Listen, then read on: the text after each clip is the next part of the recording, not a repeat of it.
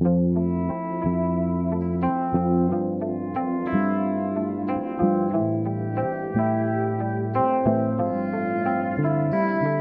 2019, où toutes les semaines, on fait une petite cellule de veille sanitaire qu'on appelle WhatsApp dans le service, et où nous avons commencé à surveiller une nouvelle infection respiratoire virale à Wuhan, probablement bénigne. À l'époque, il n'y avait aucun décès.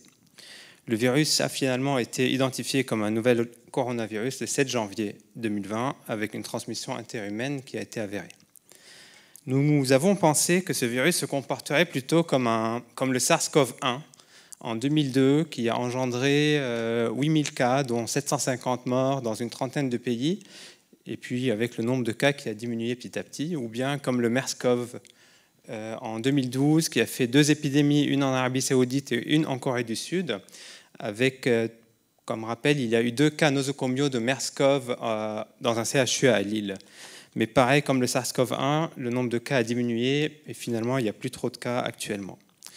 Cependant, vers la fin du mois de janvier, le virus était déjà présent dans beaucoup de pays et le nombre de cas ont augmenté d'une manière exponentielle.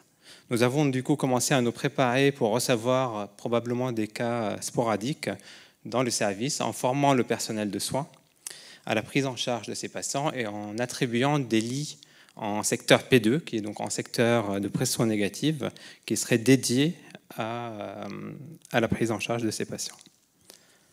Début février, le laboratoire de l'hôpital a reçu les tests PCR, qu'on a limité initialement l'utilisation aux patients symptomatiques qui revenaient de régions à risque. Cependant, le docteur Gourina a eu l'excellente idée d'élargir l'utilisation de ces PCR au niveau du réseau Sentinelle-CRIP, des prélèvements réalisés dans ce réseau, pour surveiller une éventuelle circulation qui serait passée inaperçue.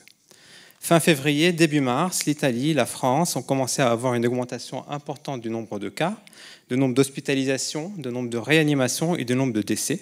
À ce moment-là, en Nouvelle-Calédonie, il n'y avait aucun cas.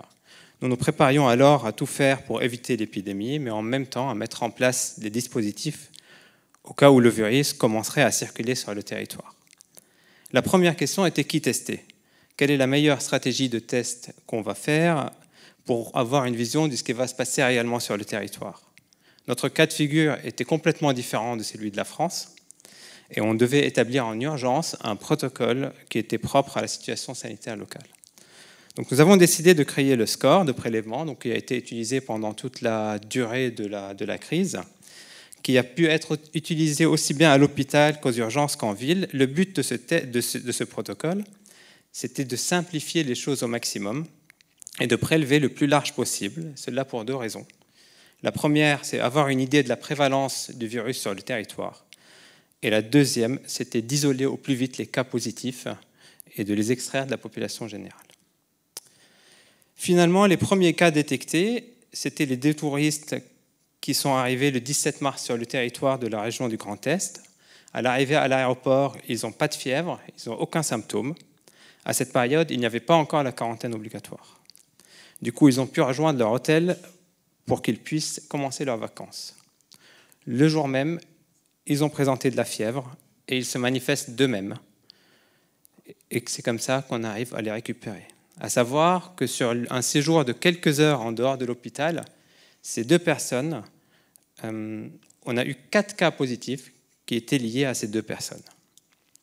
Après ces premiers cas, nous avons reçu encore plus de patients. Tous les cas étaient importés ou des cas contacts de cas importés. Une patiente a été prise en charge en réanimation. 4 autres ont eu besoin d'oxygénothérapie. Finalement, grâce aux soins prodigués dans le service de réanimation et en maladies infectieuses, tous les patients ont pu rentrer à domicile, avec cependant des séquelles pour certains d'entre eux qui ont persisté jusqu'à 6 mois après leur hospitalisation. Je termine en parlant un peu de perspectives d'avenir. À ce jour, la prise en charge des patients Covid s'est bien améliorée.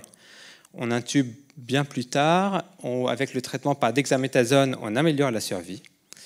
Cela dit, la prise en charge optimale des patients dépend du nombre de ces patients Covid.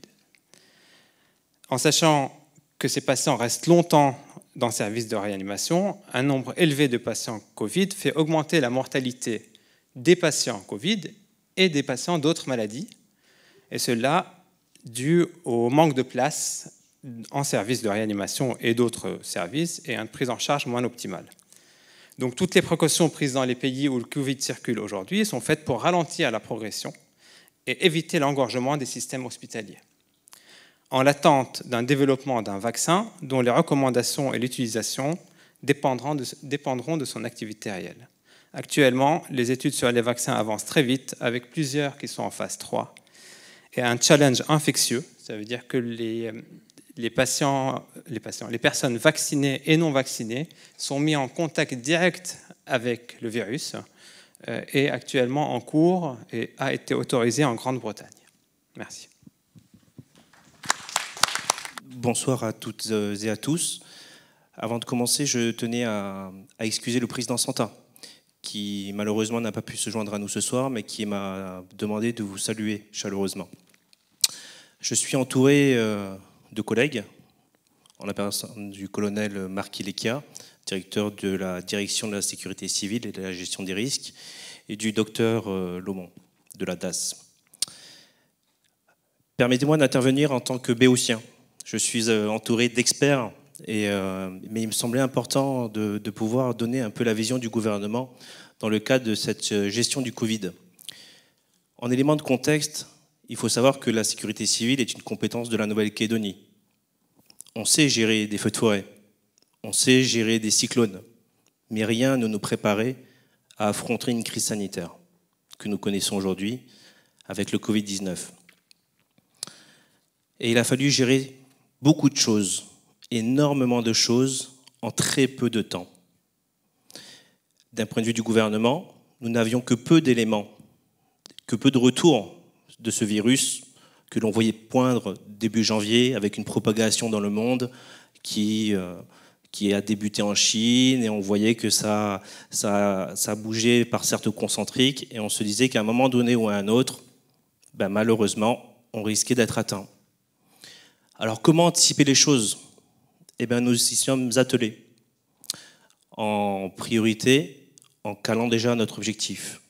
Quel est l'objectif de la puissance publique dans ces cas-là ? C'est de ne pas saturer les lits en réanimation. Cela a été notre objectif afin d'éviter, malheureusement, tout décès en Nouvelle-Calédonie. Voilà l'objectif prioritaire que nous nous sommes assignés très tôt. Ensuite, comment on met les choses en œuvre ? Je vous l'ai dit, crise sanitaire exceptionnelle, le directeur l'a signalé tout à l'heure, c'est du jamais vu pour nous.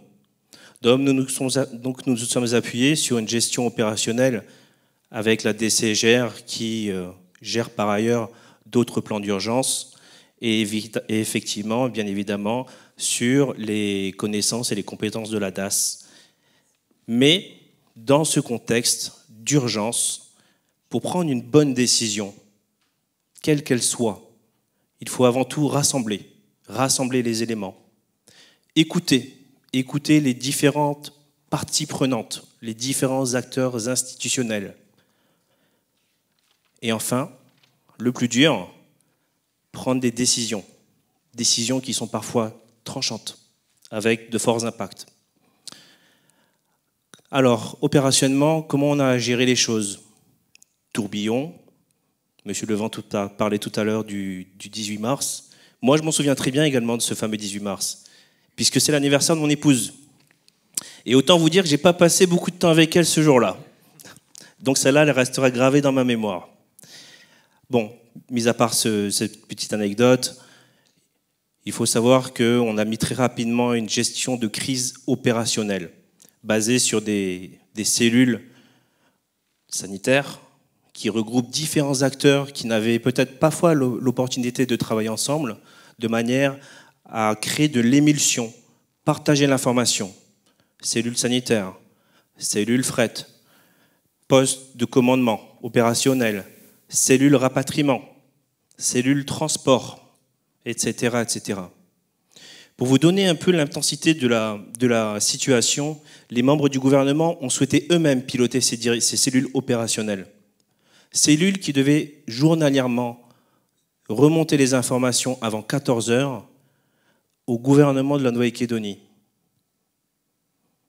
Tout ça pour tenir des réunions du gouvernement que l'on appelle gouvernement collégial, qui rassemble les 11 membres du gouvernement, de manière à ce qu'ils puissent, 1, avoir l'information, 2, débattre des enjeux et de la stratégie, et 3, essayer de trouver une position commune.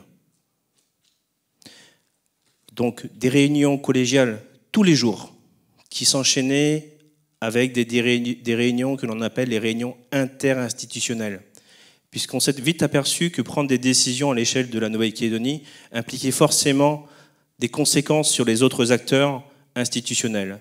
Donc cette réunion interinstitutionnelle regroupait et regroupe actuellement toujours le Sénat coutumier, qui a eu un grand rôle à jouer, le Conseil économique, sociétal et environnemental, et enfin le Congrès.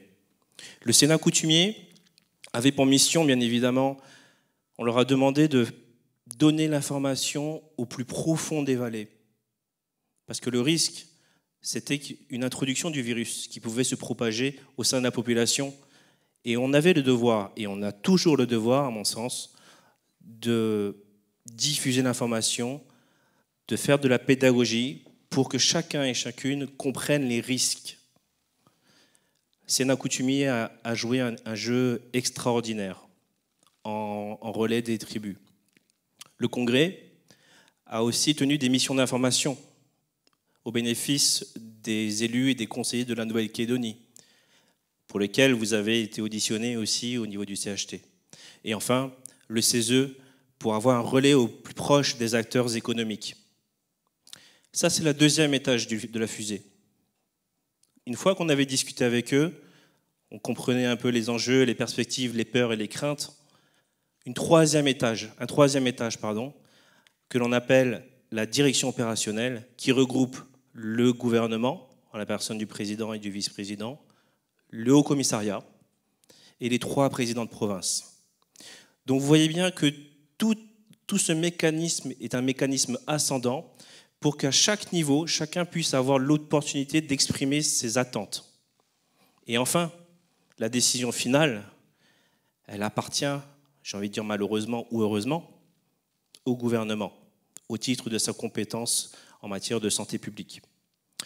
Mais toute la difficulté qu'on a pu éprouver au cours de cet exercice nous a poussé à nous transcender. C'est-à-dire qu'aujourd'hui, on a trouvé comme c'est la Nouvelle-Calédonie sait très bien le faire, des subtilités, des véhicules tout à fait singuliers, et j'en veux pour preuve les signatures conjointes apposées sur les arrêtés pris par le gouvernement et le Haut-Commissariat. Parce que prendre une décision de manière unilatérale, c'est facile, mais la faire appliquer par les autres et trouver les articulations entre les différents organes, c'est beaucoup plus compliqué. Alors, toute cette mécanique avait été mise en place pour partager l'information de manière à prendre la meilleure décision à un instant T avec les données dont nous disposions et avec les contraintes de la Nouvelle-Calédonie à ce jour, contraintes que l'on ne maîtrisait pas sur tous les fronts. Je vous ai dit que nous avions une santé économique tout à l'heure précaire, ou en tout cas difficile, avec une inconnue qui nous est tombée sur la tête, excusez-moi l'expression, en la personne du Covid-19, avec une situation sanitaire qui gravitait autour de nous, qui engendrait certaines peurs auprès de la population. Et ensuite, il a fallu prendre des décisions. Et ces décisions sont parfois difficiles, et il faut les assumer. Et quand vous êtes au gouvernement, à un moment donné, vous êtes entouré des meilleurs, des cellules opérationnelles, du comité d'éthique que je remercie ici, parce que j'en ai vu quelques-uns, dont vous-même, qui ont pu éclairer ou en tout cas aider à la décision du gouvernement. Mais le choix final revient au président du gouvernement, qui a dû à un moment donné prendre la meilleure décision avec les éléments dont il disposait à un instant T. Toujours avec cet objectif supra, éviter la saturation des lits en réanimation et éviter les décès. Donc ça n'a pas été simple. Fermer les frontières n'a pas été simple. Confiner à domicile n'a pas été simple. Confiner en hôtel, réquisitionner les hôtels, arrêter les avions n'a pas été simple. Éteindre la lumière, on peut se dire finalement, Pourquoi pas? Mais réactiver tout un système est beaucoup plus difficile. Voilà un peu les difficultés auxquelles nous nous sommes heurtés, tout en essayant de diffuser l'information de manière classique, régulière, avec de la pédagogie, pour faire passer l'information auprès des populations. Raison pour laquelle nous avions mis en œuvre des points quotidiens, des points presse, pour donner en toute transparence les informations dont le gouvernement disposait, en relais d'informations sur le site du gouvernement, avec le site du Covid, et aussi le site Facebook du gouvernement. Au final, le résultat, les résultats, c'est ça qui compte. D'un point de vue purement pratique, le résultat est atteint, pour le moment, puisqu'on se dit bien que la gestion du Covid, c'est une bataille qui a été engendrée, mais la guerre n'est pas finie. On sait qu'on va parcourir un marathon, mais que sur certaines séquences, il va falloir les courir à la vitesse d'un sprint. Prise de décision sur un laps de temps très court, avec énormément d'informations à un moment donné, et des informations parfois fluctuantes, en fonction des connaissances que les différents acteurs nous font remonter par rapport à leurs connaissances et les études qui sont menées. Mais aujourd'hui, j'ai l'impression que ce dispositif fonctionne. On a un système sanitaire, un SAS sanitaire en Nouvelle-Calédonie qui fonctionne. Aujourd'hui, nous avons eu 27 cas actifs. Peut-être que demain, il y en aura d'autres. Mais tant qu'on arrive à les contenir, tant que nous aurons ce bouclier, on pourra vivre normalement. Et ça, c'est très, très important. Aujourd'hui, la majorité des usagers et des habitants de Nouvelle-Calédonie, j'ai l'impression qu'ils ont un peu oublié ce qui se passe autour. Et croyez-moi, aujourd'hui, grâce à ce système qui est d'ailleurs copié, avec par exemple l'île Maurice qui veut mettre en place un SAS sanitaire tel que le nôtre en confinement hôtel, on va pouvoir, pour ceux qui pourront voter ce dimanche pour le second référendum, dans des conditions tout à fait normales. Chose qui n'avait pas pu se faire dans le cadre, souvenez-vous, de la Covid qui est intervenue et qui a décalé le second tour des municipales. Aujourd'hui, nous avons une chance exceptionnelle. Nous sommes en lien avec les pays de la région. Nous avons une bulle ou un chemin d'échange entre Wallis-et-Futuna et la Nouvelle-Calédonie qui est exceptionnel. Nous avons nos voisins polynésiens qui n'ont pas la même situation, mais que nous observons avec une grande attention. Et j'ai envie de dire que le chemin est encore long. Long, mais chacun et chacune d'entre nous avons un rôle à jouer. Nous, à la prise de décision, sur la base des éléments que vous allez nous fournir. Et vous, en tant qu'acteur, pour diffuser l'information le plus loin possible. Voilà. Je vous remercie. Merci. Mesdames, Messieurs, bonsoir. Je vais essayer d'être plus bref. Tout d'abord, je vais saisir l'occasion de cette tribune pour souligner l'excellent travail, l'excellente collaboration entre mes services, la direction de la sécurité civile et la DAS. Donc, je profite, je n'ai pas souvent l'occasion de passer dans le journal ou à la télé, mais devant vous, ça me fait plaisir de le dire, on a une vraie collaboration, une association forte, et si aujourd'hui on tient la barre fermement, c'est grâce à cette collaboration. Donc, j'en profite pour saluer cette belle entente. Voilà. Sinon, ce que je voudrais souligner depuis mon point de vue, je suis arrivé ici le 16 avril, donc en pic. J'ai eu droit à ma petite quatorzaine, j'ai survécu malgré ce que disent les journaux. Et ensuite, on s'est mis au travail et le résultat, c'est qu'on vit normalement, et je pense qu'il faut le souligner, il faut le rappeler régulièrement. Quand on regarde les images à la télé de métropole, du reste du monde, c'est les masques, c'est les distances, c'est une espèce de stress qu'on ne connaît pas ici. Et souvent, les gens oublient que c'est grâce à tout ce qu'on a mis en œuvre, grâce à ce SAS, qu'on vit normalement, et je pense qu'il faut régulièrement rafraîchir les idées, donc ici et ailleurs, bien évidemment. J'ai aimé d'emblée ce courage politique qui a été de prendre ces décisions fermes, collégiales, de fermer la boutique. Et puis, c'est vrai que ça a pu susciter beaucoup d'émotions. Je sais que les premiers vols à l'arrivée ont été, allez, soyons fous, catastrophiques, parce qu'on n'arrête pas un avion en vol. Donc il a fallu accueillir les gens dans l'urgence. Je sais qu'il y a eu des drames personnels, mais ça s'est très vite mis en route. Et aujourd'hui, ce que je salue à nouveau, c'est la confiance qui nous est maintenant accordée.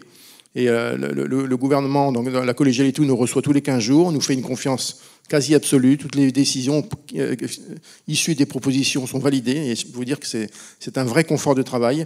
Et on essaye d'avancer comme ça, donc toujours, encore une fois, main dans la main avec la DAS. Et on essaye d'apporter toute l'humanité possible à ce confinement. Ça reste une privation de liberté, ça reste des situations individuelles toutes aussi importantes les unes que les autres. On a du mal à les classer parce que chacun a son histoire et chacun la trouve importante à ses yeux. Et je peux vous dire qu'il est quelquefois un peu compliqué, parfois gênant, d'être obligé de pénétrer l'intimité des gens pour dire vous prenez ou vous ne prenez pas l'avion. Habituellement, quand vous avez à prendre un billet d'avion, vous n'avez pas étalé votre vie familiale, vos contraintes financières ou n'importe quelle situation. Aujourd'hui, c'est le cas. Et c'est nous qui gérons ça et on a cette indiscrétion qui est très pesante pour nous, pour dire voilà, vous allez prendre l'avion parce que vous remplissez des conditions de nécessité, ou vous non, parce que bon, on estime de notre point de vue que c'est pas urgent. Voilà, donc ça, je peux vous dire que c'est pas facile. Et on a des gens qui rentrent. Alors on a des aigris, on a parfois des ingrats. Faut pas se voiler la face.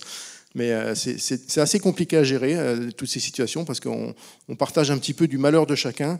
Et pour mon équipe au PCO que je profite de saluer maintenant, ben c'est pas toujours très facile à vivre. Voilà. Donc aujourd'hui, il y a une routine qui s'est installée. Alors pas une routine qui va vers une sorte de désintérêt, mais une routine parce qu'on sait comment recevoir un avion avec des cas potentiels. On sait comment les accueillir à l'hôtel, en les répartissant en fonction des typologies familiales, en fonction parfois des pathologies. On arrive à recevoir tout le monde dans les meilleures conditions d'humanité possibles. On arrive aussi à libérer des gens après la batterie de tests qui sont réalisés avant les sorties. Donc bon, tout ceci maintenant fait partie de procédures qui sont bien huilées. On n'en entend pas trop parler. On a toujours la confiance du gouvernement là-dessus. Et c'est beaucoup plus confortable certainement que ce qu'ont pu connaître mes prédécesseurs au mois de mars. Et tout ça, c'est grâce à cette belle entente, encore une fois. Et j'espère que ça va durer, parce que jusqu'à maintenant, on a piégé les cas positifs qui se sont présentés. Alors, ils ne sont pas légion, mais bon, ça veut dire qu'il y en a encore. Ça veut dire que le risque persiste et qu'il faut rester vigilant. Il ne faut pas s'endormir parce que bon, il ne se passe rien, finalement. On devrait faire 7 jours, on devrait faire 5 jours. Enfin, j'en lis tous les matins des experts polyvalents qui vont chacun de leur plume. Non, il faut rester tel qu'on est. Ça coûte de l'argent, ça peut faire un peu de mal au système économique. J'encourage chacun à rester en Nouvelle-Calédonie parce que ceux qui sortent ne sont pas assurés de revenir à la date qu'ils souhaitent. Alors pour les prochaines vacances, je vous invite à découvrir ou redécouvrir le Caillou. Ça fera du bien à l'économie locale. C'est joli. J'aimerais aussi en profiter si j'avais un peu de temps.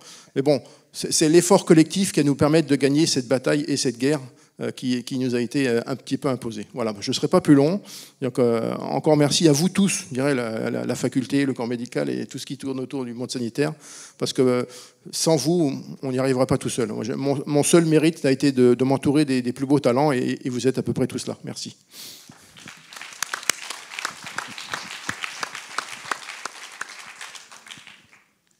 Merci beaucoup pour ce témoignage. On va laisser la parole à Sylvie Laumont pour la DAS.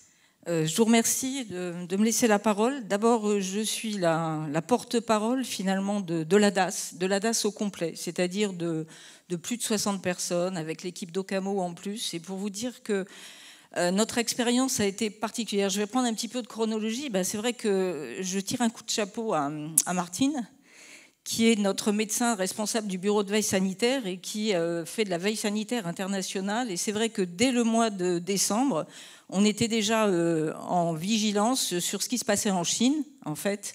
Et on avait commencé à mettre en place donc un renforcement de la veille internationale dès le début de janvier, avec la surveillance des voyageurs, des fiches de déclaration sanitaire, notamment les gens qui revenaient de Chine. Donc on était en veille. Et puis, je dirais que nous, le 21 janvier, ça a été le jour où on a décrit les premiers cas de transmission interhumaine. Donc, on s'est mis à la DAS en mode warrior. C'est-à-dire qu'on s'est dit, là, finalement, on a des échanges, on a des vols réguliers. C'est plus quelque chose qui concerne l'animal et l'homme, mais on est vulnérable et on est à proximité. Et donc on s'est mis tout de suite, et donc Martine en particulier en mode warrior, on a commencé à travailler entre nous justement pour informer les compagnies aériennes, travailler donc avec les partenaires pour pouvoir renforcer cette surveillance. Et puis dans les anecdotes, Martine qui était partie à Tontouta former les personnels navigants et les compagnies aériennes, on découvre par hasard qu'il y avait un charter de Chine qui devait arriver 4 jours après.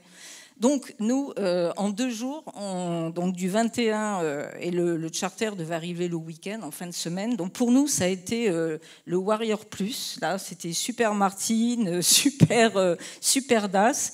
Et on s'est dit non, c'est pas possible, quoi. Là, on n'est pas prêt, c'est pas possible. Donc réunion avec le CHT immédiatement pour le 22 pour commencer à travailler sur comment on accueille ces personnes. Réunion avec les partenaires, réunion au gouvernement pour dire alerte, alerte. Et on s'était déjà mis en mode contrôle sanitaire aux frontières. Enfin, on était vraiment tous déjà dans les starting blocks. Et puis ouf, on commençait à préparer. Et puis finalement, pour des raisons administratives, etc., mais pas du tout sanitaires, ce vol a été annulé.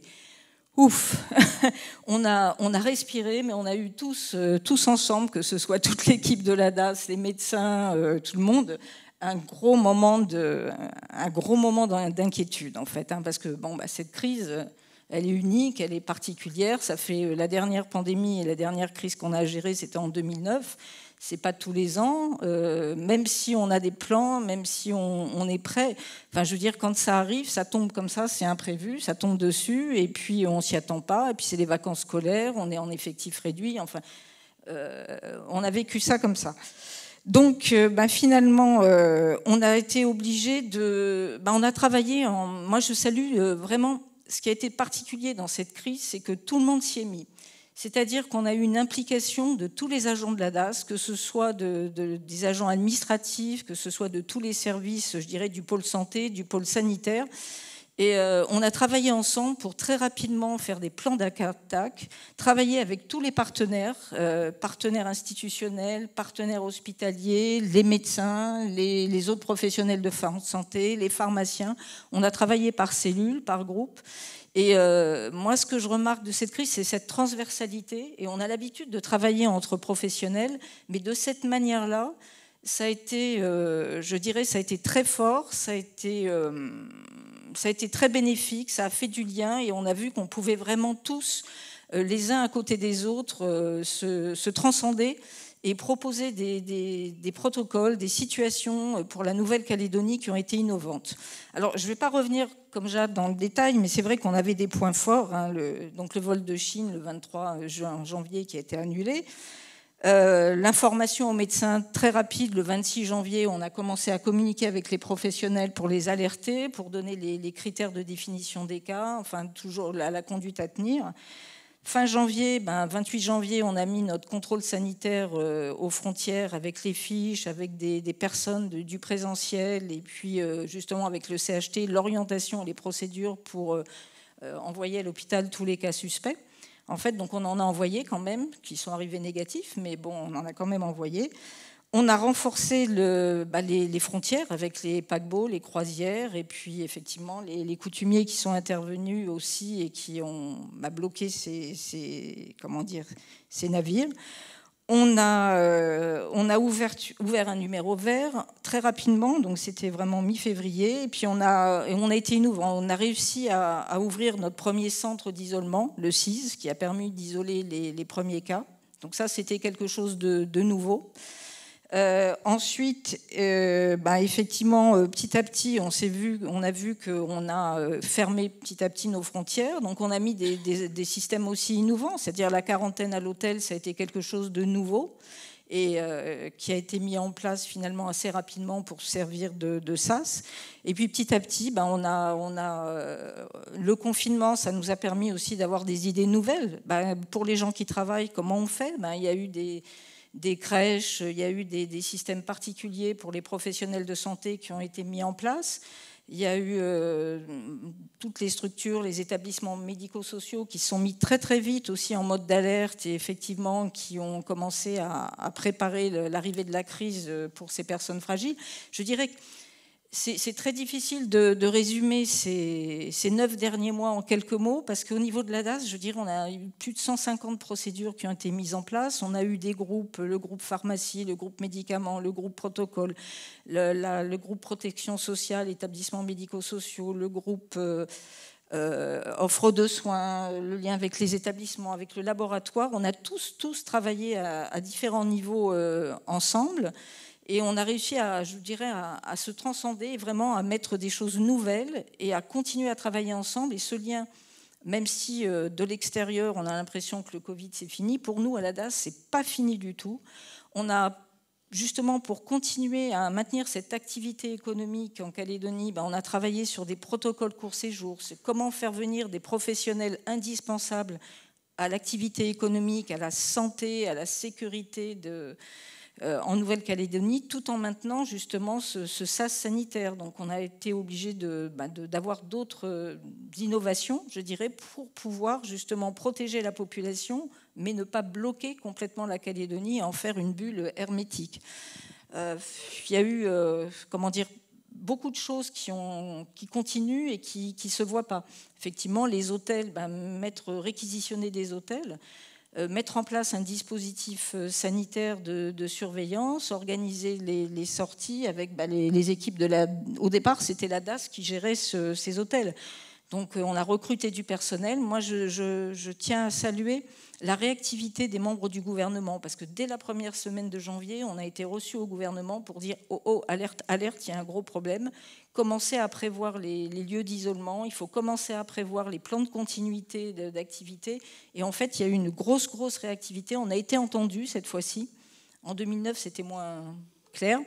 Mais je dirais, de notre expérience de 2009, ça a été de dire, cette fois-ci, on ne veut pas courir après l'épidémie, on veut anticiper, on veut être entendu et pas se retrouver dans cette situation. Et on a été entendu, on a été écouté, on a pu mettre en place vraiment ces choses nouvelles.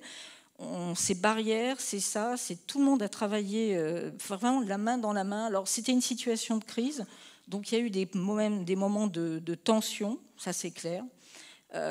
Parce que les agents de la DAS, ça ne se voyait pas. D'habitude, on dit « que fait la DAS ?» Ça, j'ai l'habitude, dès qu'on va voir des médecins cliniciens, libéraux à l'hôpital, mais que fait la DAS? Mais bon sang, que fait la DAS?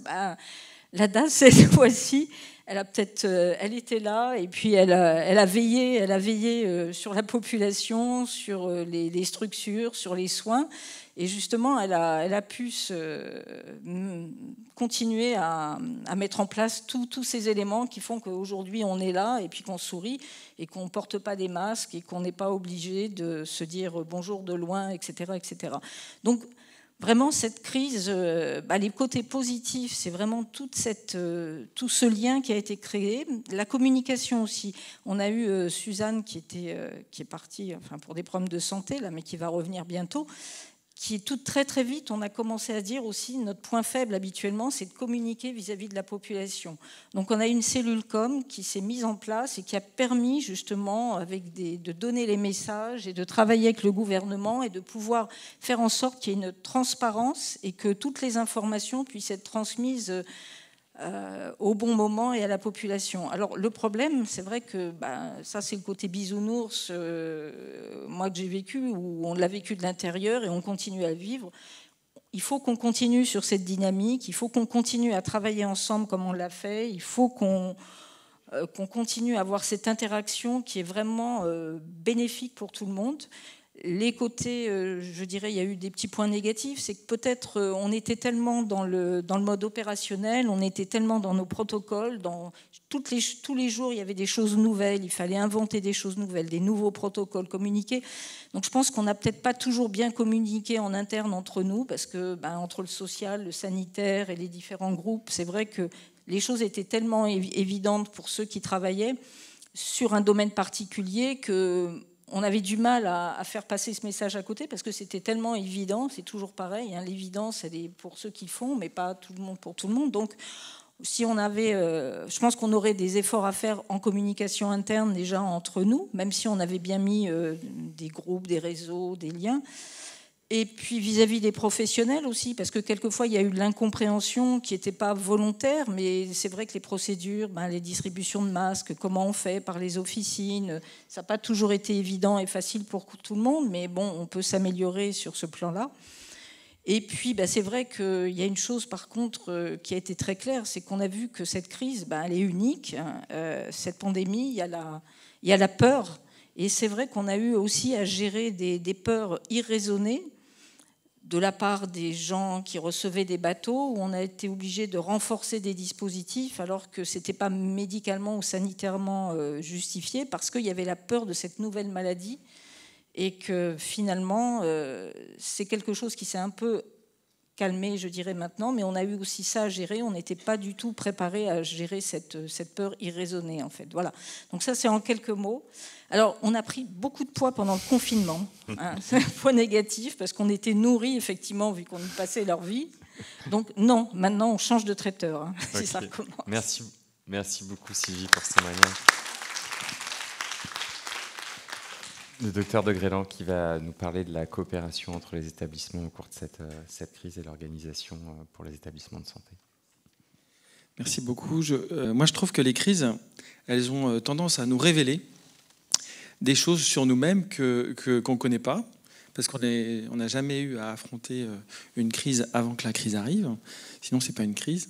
Et surtout, on ne les connaît pas à l'avance, donc on se découvre pendant une crise. Et effectivement, comme tu l'as dit, soit on découvre une part un peu irrationnelle et incontrôlable, en fait, qui peut nous mener à des phénomènes de peur, de fuite, de désorganisation, ou alors au contraire à une part plus rationnelle qui, elle, va nous aider à construire une organisation, nous aider à faire preuve de courage et de solidarité.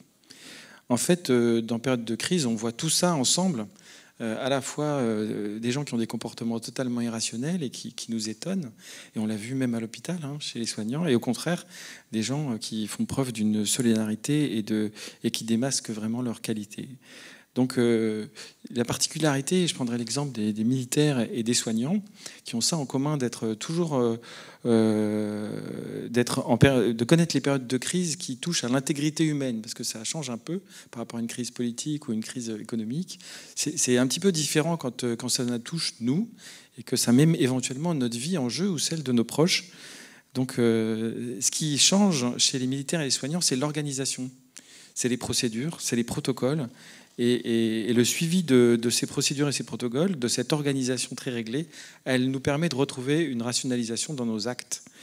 Et finalement, les deux éléments essentiels, je dirais, qui nous permettent de gérer nos faiblesses et d'agir, c'est essentiellement l'information et la prévision. Donc il faut savoir et avoir un plan.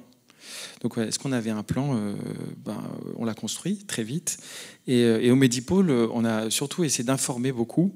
Et chaque jour, on a informé les médecins avec un point Covid quotidien pour leur donner un sentiment d'appartenance aussi, un sentiment de maîtrise, peut-être juste un sentiment, mais cette communication, elle est allée aussi vers l'extérieur avec nos partenaires du CHS, du CHN et de la clinique, et puis aussi à l'extérieur avec les médecins généralistes.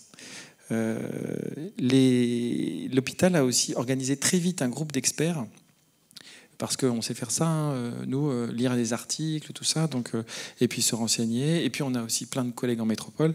Et ce groupe d'experts, il s'est très vite construit. Jade en était un des piliers. Et il y a Benoît, que je salue aussi au passage, et qui est maintenant rentré en métropole et qui, en pleine crise Covid, là, qui gère des malades en réanimation. Et en fait, c'est grâce à nos réflexions avec les scientifiques, on a pu construire des modèles de prise en charge, et puis on a pu se tenir au courant. Parce que finalement, ce qui a compté avant tout dans tout ça, et ce que tu dis aussi, quand on l'a vécu de l'intérieur, c'est la course contre la montre. C'est-à-dire qu'il faut vraiment on a un temps d'avance, il ne faut pas le perdre.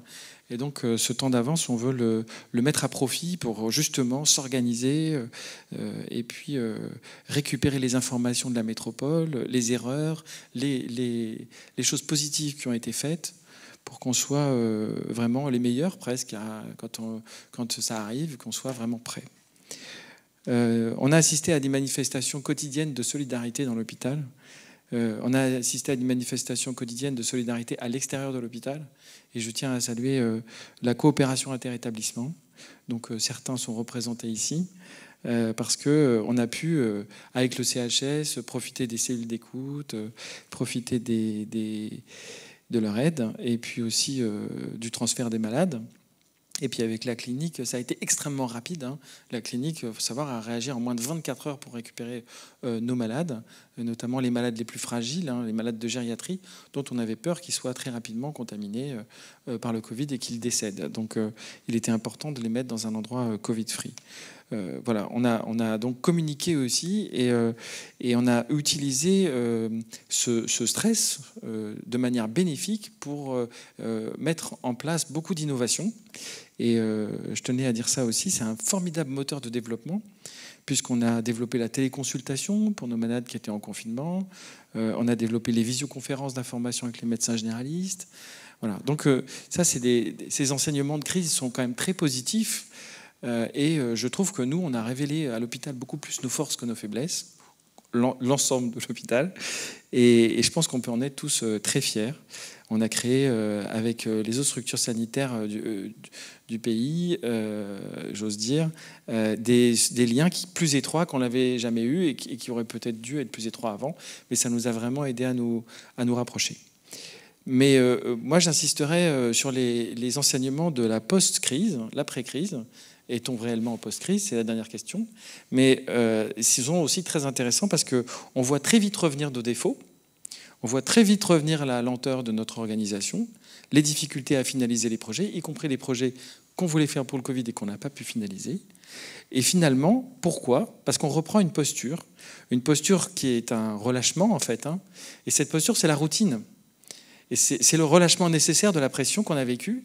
Et pour ce relâchement-là, on se met dans une routine confortable et qui finalement, on ne peut pas tenir effectivement le sprint. Et donc on se remet. Et évidemment, ça, c'est dangereux. C'est dangereux parce qu'on relâche aussi notre vigilance.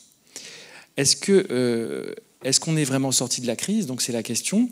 Ou plutôt, quelle crise affrontons-nous maintenant? Parce que finalement, la crise, certes, elle est au dehors de notre île. Elle n'est pas très loin quand même. Les Tahitiens en témoignent. On les a eus il n'y a pas très longtemps au téléphone. Et est-ce qu'on est définitivement protégé? Est-ce qu'on doit abandonner tous les projets qu'on n'a pas finalisés? Ça, ce sont des vraies questions. Et ma réponse, c'est non. La crise, elle est bien sur notre île. Elle a une autre forme, cependant. Ce n'est pas une crise liée aux malades, c'est une crise liée aux conséquences du confinement territorial. Et ce confinement territorial, il va continuer, comme on nous l'a dit, pendant encore plusieurs mois. On a des conséquences importantes sur les approvisionnements en médicaments, ce qui peut éventuellement être la source de défaut de prise en charge. On a des EVASAN qui ne sont plus effectués, notamment en hématologie vers l'Australie. Et on avait tenté d'anticiper tout ça il y a plusieurs mois déjà avec toute l'équipe, mais on n'a pas encore mesuré l'ensemble de toutes les conséquences.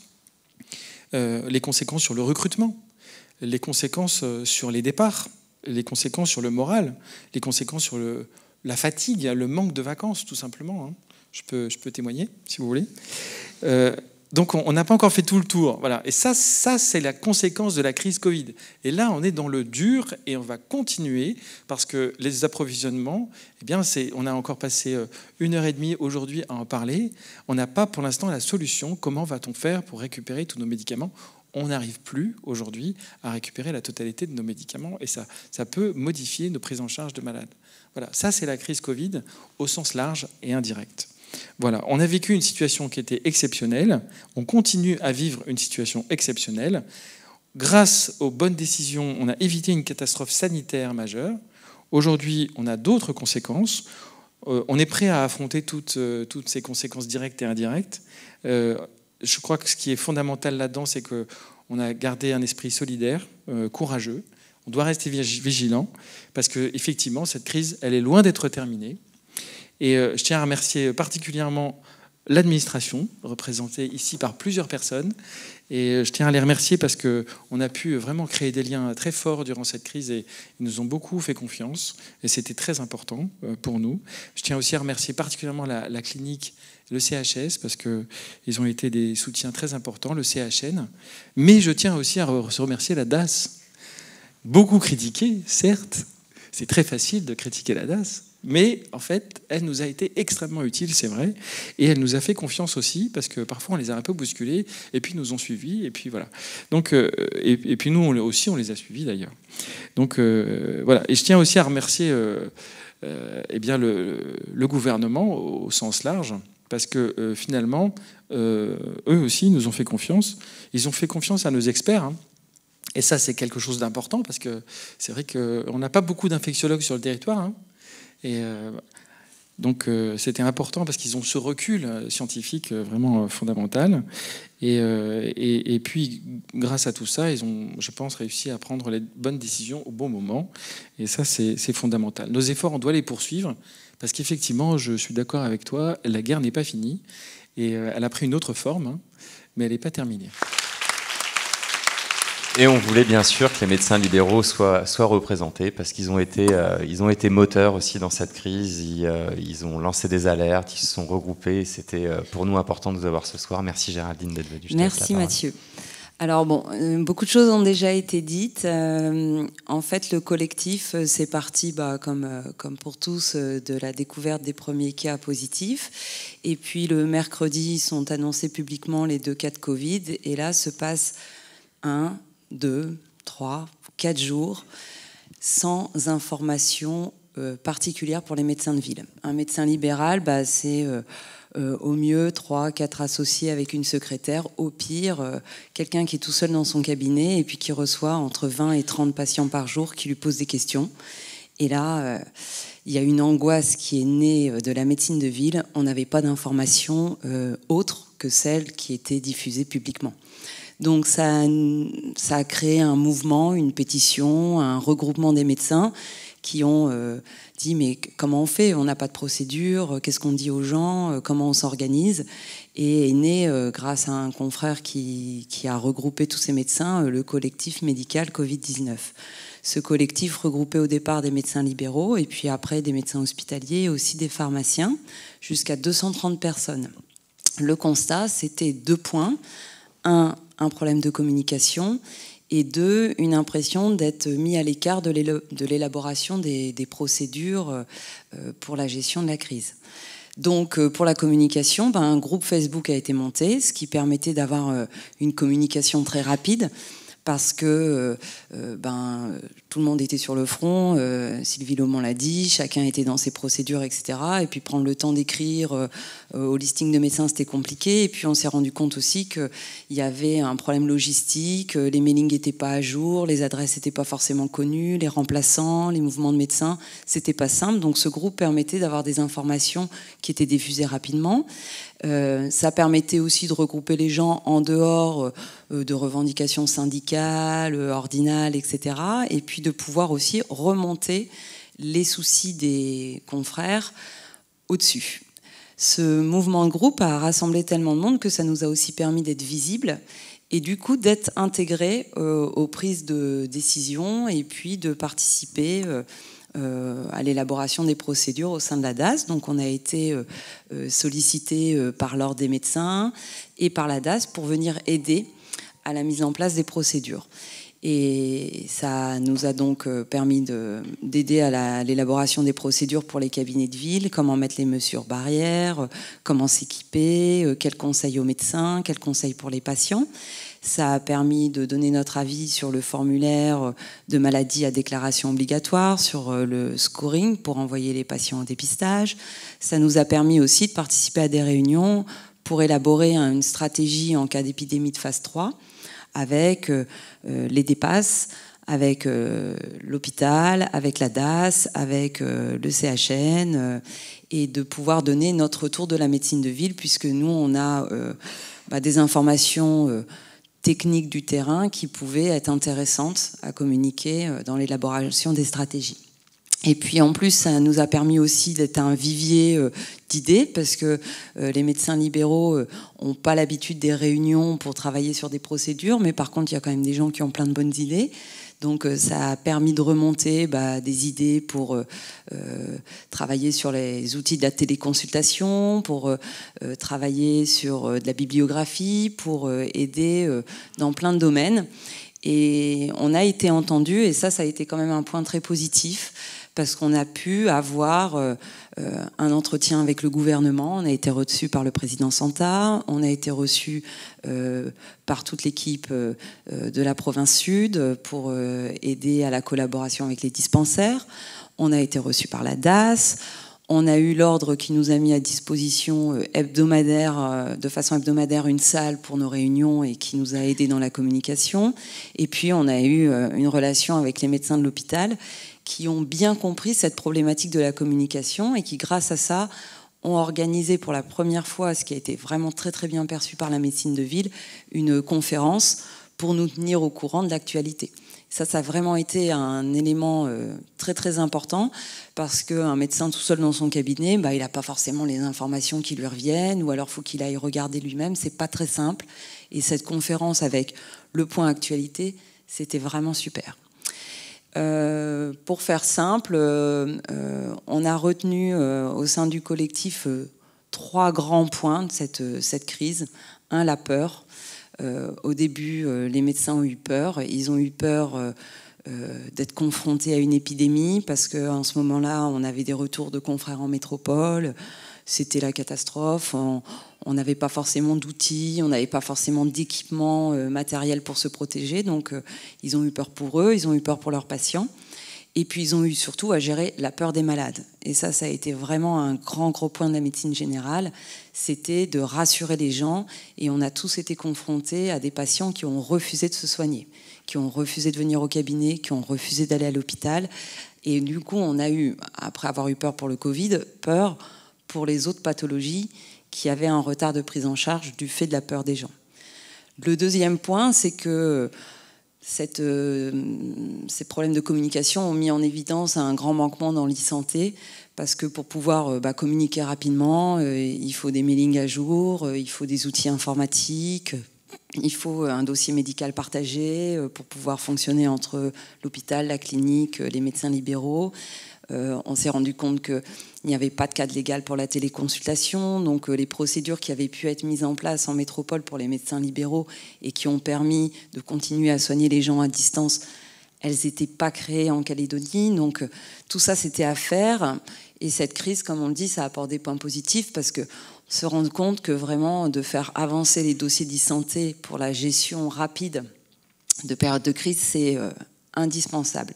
Et le troisième et dernier point, c'était vraiment qu'on est parti au départ avec un système médical très sectorisé et avec beaucoup de défiance les uns envers les autres, chacun fonctionnant dans ses habitudes et dans son coin. Et cette crise, ça a permis d'arriver vers de la confiance et de se rencontrer, d'échanger et de voir que chacun avait des atouts et des intérêts à apporter dans la gestion commune. On a eu des échanges très serein avec tous les organismes. On a rencontré tous les membres des secteurs de la DAS et on a travaillé en collaboration avec l'hôpital aussi, avec les syndicats, avec l'ordre. Et tout le monde a profité de cette période de crise pour se rapprocher. Et effectivement, comme Thierry, je pense que ça ne doit pas s'arrêter là. Chacun est retourné un petit peu dans son petit confort du quotidien puisque on est tous pris par le travail. On avait amorcé pas mal de projets. Ils n'ont pas forcément tous abouti parce qu'il y a moins d'urgence, mais ce climat de collaboration qui a été amorcé et tous ces projets sur lesquels on a commencé à travailler, il faudra aller jusqu'au bout parce que s'ils ne servent pas aujourd'hui, ils serviront demain. Merci.